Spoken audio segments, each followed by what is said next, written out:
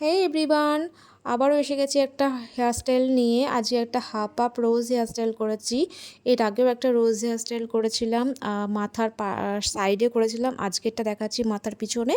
আমি ইয়ার টু ইয়ার পার্টিং করে নিয়েছি পুরো চুলটা সামনের দিক থেকে, এবং হাফ পোর্শন মাথার পিছনে একদম একটা ছোট রাবার ব্যান্ড দিয়ে আটকে নিয়েছি, এবং সেটাতে বেনি করছি। বেনিটা এবার আমি ছোট রোজের মতো বান করে নেব। আর নিচে যে এক্সট্রা চুলটা থাকবে সেটা আমি হালকা করে কার্ল করব, একদম লুজ কার্ল করব, যাতে কার্লগুলো বোঝাও না যাবে, আবার মনেও হবে যে একটু কার্ল করেছি। তো এইভাবে কার্ল করে নেব যাতে আমার চুলটা ছোট না লাগে। আর যাদের খুব মোটা এবং ঘন চুল তাদের তো ভীষণই সুন্দর লাগবে এই হেয়ারস্টাইলটা। আর আমার যেহেতু একটু পাতলা চুল, সেই জন্য কার্লগুলো মনে হচ্ছে একটু ছাড়া ছাড়া, কিন্তু যাদের আমার মতো পাতলা চুল তারা এখানে কার্ল এক্সটেনশন লাগাতে পারো, সেটাও আমি বলে দিলাম। আর কিভাবে এই হেয়ারস্টাইলটা করে তার একটা ট্রিক্স আমি এখানে দেখিয়ে দিলাম।